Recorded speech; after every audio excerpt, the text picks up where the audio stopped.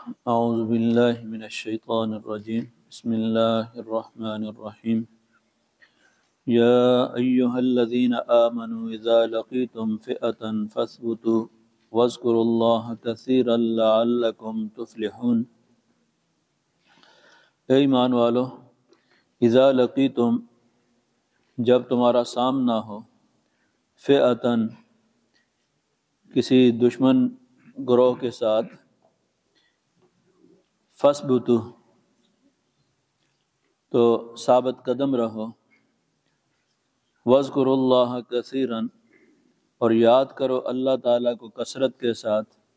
لعلکم تفلحون، تاکہ تم کامیاب ہو سکو۔ اس آیت کریمہ میں قتال کے آداب اور اس سے متعلق ہدایات دی جا رہی ہیں۔ غزوہ بدر ہو چکا، اور اس کے بعد چونکہ جنگوں کا ایک سلسلہ شروع ہونا تھا، غزوہ احد ہے، غزوہ احزاب ہے، یہ ایک مسلسل جنگوں کا سلسلہ تھا۔ اس سے پہلے ہی اللہ تعالیٰ نے مسلمانوں کو ہدایت دی ہے۔ اہم ہدایت یہ ہے کہ جب تمہارا سامنا ہو دشمن کے ساتھ، فاثبتوا، تو ثابت قدمی جو ہے یہ دکھاؤ، واذکروا اللہ کثیرا، اور اللہ تبارک و تعالیٰ کو کثرت سے یاد کرو۔ یہ دو بڑی بنیادی باتیں، لیکن اس سے پہلے اذا لقیتم، جب تمہارا سامنا دشمن کے ساتھ ہو۔ اس کے تحت مفسرین نے نبی اکرم صلی اللہ علیہ وسلم کی ایک حدیث نقل کی ہے کہ نبی اکرم صلی اللہ علیہ وسلم میدان جنگ کے اندر جو خطبہ دیا کرتے تھے، وہ آپ جب آمنے سامنے فوجیں کھڑی ہو جاتی تو آپ کہتے، لا تتمنوا لقاء العدو، دشمن کے ساتھ جنگ کی آرزو نہ کرو، لا تتمنوا، تمنا نہ کرو، لقاء العدو، دشمن کے ساتھ جنگ کی۔ فَإِذَا لَقِيتُمْ فَاثْبُتُوا، ہاں جب سامنا ہو جائے تو پھر بزدلی نہیں دکھاؤ، پھر ثابت قدمی دکھاؤ۔ اِذَا لَقِيتُمْ فَاثْبُتُوا، تو یہاں کہ جنگ کوئی فی نفس ہی کوئی اچھی چیز نہیں ہے، اس لیے اس کی آرزو کرنا، تمنا کرنا، اس سے نبی صلی اللہ علیہ وسلم نے منع فرمایا ہے۔ ہاں، شہادت کی آرزو خود نبی صلی اللہ علیہ وسلم نے بھی فرمائی ہے، اور امت کو بھی اس کی بڑی فضیلت کہ جب دشمن کے ساتھ سامنا ہوتا ہے اور ایک آدمی اپنی جان تک قربان کر دیتا ہے، اپنی جان کا خون کا آخری قطرہ تک بہا دیتا ہے، تو یہ اللہ تبارک و تعالیٰ کے نزدیک اس حد تک محبوب ہے کہ ابھی شہید کا خون کا قطرہ زمین پر نہیں گرتا، اس سے پہلے اللہ تعالیٰ کے ہاں اس کی مغفرت ہو جاتی ہے۔ تو شہادت کا تو بہت اعلیٰ مقام ہے، لیکن ابتداً دشمن کے ساتھ مڈ بیڑ، اس کے سامنا ہو، اس طرح کی آرزو کرنے سے منع کیا ہے۔ لیکن جب سامنا ہو جائے اور دشمن کے ساتھ واسطہ پیش آ جاتا ہے تو اس کے بعد حکم یہ دیا گیا ہے کہ اب تم نے ثابت قدمی دکھانی ہے۔ اور یہ ثابت قدمی ظاہر ہے کہ ایک ایسی چیز ہوتی ہے میدان جہاد کے اندر کہ تھوڑی تعداد کو بڑی تعداد پر غالب کر دیتی ہے۔ کم من فئۃ قلیلۃ غلبت فئۃ کثیرۃ باذن اللہ، کتنی مرتبہ ایسا ہوا تاریخ کے اندر کہ تھوڑی سی ایک جماعت جو ہے وہ ایمان کے بل بوتے پر بڑے بڑے لشکروں پر غالب آ جاتی ہے۔ تو اس کے پیچھے ثابت قدمی، فاثبتوا، ثابت قدمی دکھاؤ۔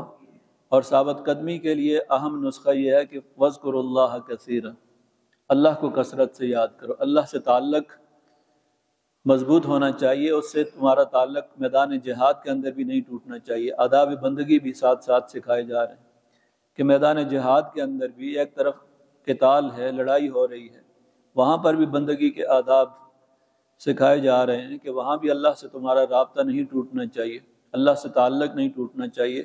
اگر اللہ تعالیٰ کی نصرت چاہیے، ثابت قدمی چاہیے،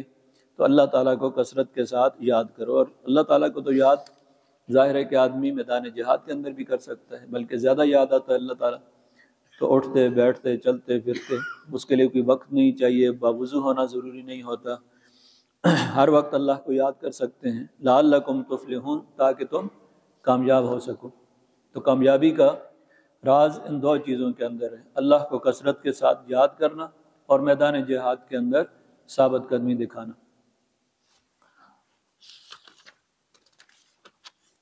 وَأَطِیعُوا اللَّهَ وَرَسُولَهُ،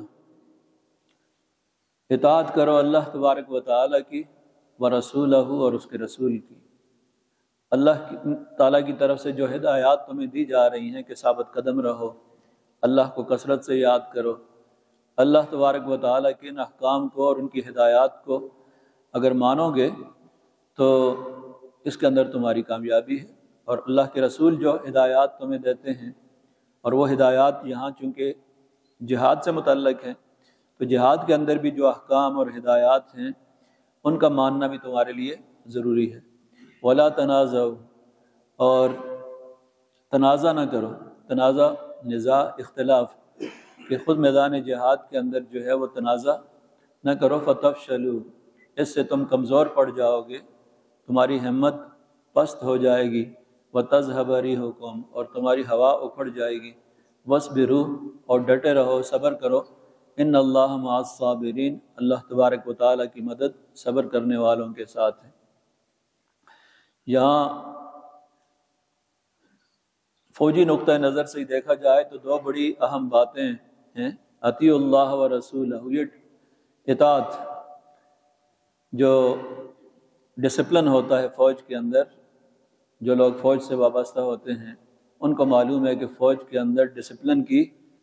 کس قدر اہمیت ہوتی ہے۔ سینٹرل کمانڈ جو ہے اس کو اوبے کرنا اور اس کے حکم کے مطابق چلنا جو ہے یہ فوج کی اور فوج کے اندر کامیابی کی بنیادی ضرورت ہوتی ہے۔ تو یہاں پر بھی میدان جہاد کے اندر اللہ اور اس کے رسول کی طرف سے جو ہدایات آ رہی ہیں، براہ راست کمانڈ جو ہے اللہ کے رسول کے پاس ہے، تو یہاں پر بھی آپ نے ان کے احکام کی پابندی کرنی ہے، اور کسی معاملے کے اندر آپس میں نزاع نہیں کرنا کہ ایک دفعہ فیصلہ ہو جائے، اللہ کے رسول کی طرف سے کوئی ہدایت آ جاتی ہے تو پھر اس کے بعد جو ہے وہ یہ نہیں کہ یہ کام اس طرح ہونا چاہیے یا اس طرح ہونا چاہیے، اس طرح نزاع نہ ہو تمہارے اندر۔ اس کا نتیجہ کیا ہوگا نزاع کا؟ فَتَفْشَلُوا، یہ تمہارے اندر کمزوری پیدا ہو جائے گی، ہمتیں تمہاری ٹوٹ جائیں گی، اور اختلاف کا لازمی نتیجہ یہ ہوتا ہے کہ جہاں دوسری چیز جو ہوتی ہے وہ ڈسپلن کے بعد اتحاد ہے فوج کی صفوں کے اندر، تو اس لیے تنازع، اس سے انتشار پیدا ہوتا ہے صفوں کے اندر۔ تو عین حالت جنگ کے اندر اگر فوج کے اندر آپس میں اختلاف پیدا ہو جائے، انتشار پیدا ہو جائے تو اس کے تو کامیابی کے دور دور تک بھی امکانات نہیں ہوتے۔ فَتَفْشَلُوا، اس کا نتیجہ یہ ہوگا کہ تم کمزور ہو جاؤ گے، دشمن تمہارے اوپر قابو پا لے گا، وَتَذْهَبَ رِيحُكُمْ، اور تمہاری ہوا اکھڑ جائے گی، جس کو ہم اردو میں کہتے ہیں داغ، تمہاری داغ ختم ہو جائے گی، تمہارا جو رعب ہے، دبدبہ ہے، داغ ہے۔ ویسے تو جب صفوں کے اندر جتنا اتحاد ہوتا ہے تو اتنا ہی زیادہ اس فوج کا سکہ اور اس کی داغ جو ہے وہ دوسرے پر بیٹھی ہوئی ہوتی ہے۔ نبی اکرم صلی اللہ علیہ وسلم نے جس وقت غزوہ بدر کے اندر پہلی مرتبہ فوجوں کو جس طریقے سے ترتیب دیا کہ یہ دایاں میمنہ ہے، یہ دائیں طرف کا دستہ یہ ہے، بائیں طرف یہ ہوگا، سامنے یہ کھڑا ہوگا، پیچھے یہ کھڑا ہوگا، تو خود ابو جہل اور ان کے لشکر کے لیے یہ بڑی ایک نئی چیز تھی کہ اتنے ڈسپلن کے ساتھ اور اتنے منظم طریقے سے مسلمان جو ہیں وہ آگے بڑھتے ہیں، اور اتنے ہر ایک جو ہے وہ بڑی ترتیب کے ساتھ جو ہے وہ آگے بڑھ رہا تھا۔ تو یہ اللہ تبارک و تعالیٰ کی طرف سے نبی اکرم صلی اللہ علیہ وسلم کو جو جنگی حکمت عملی سکھائی دی، اس کے اندر دونوں چیزیں کہ نظم و ضبط بھی، ڈسپلن بھی، اور صفوں کے اندر اتحاد بھی رہنا چاہیے۔ ان اللہ یحب الذین یقاتلون فی سبیلہ صفا، اللہ تعالیٰ ان لوگوں کو پسند کرتا ہے جو اس کے راستے میں جب قتال کرتے ہیں تو صفاً، سیسا پلائی ہوئی دیوار بن کے، ان کی صفوں کے اندر کوئی شگاف نہیں ہوتا۔ وَتَذْهَبَ رِيحُكُمْ، ورنہ تمہاری ہوا اکھڑ جائے گی، وَاصْبِرُوا، اور صبر کرو، ان اللہ مع الصابرین، اللہ تعالیٰ صبر کرنے والوں کے ساتھ ہے۔ یعنی اللہ تعالیٰ کی مدد تب آتی ہے کہ میدان میں ثابت قدمی ہو، اور یہ نہیں کہ تھوڑا سا دشمن کی طرف سے اگر سختی آئی تو بھاگ کھڑے ہوئے۔ اللہ تبارک و تعالیٰ کی مدد اس طرح نہیں ہوتی، اس کی مدد جو ہے وہ مادی اسباب کے پیچھے ہوتی ہے۔ ظاہری طور پر انسان جم کے کھڑا ہوتا ہے تو پیچھے اللہ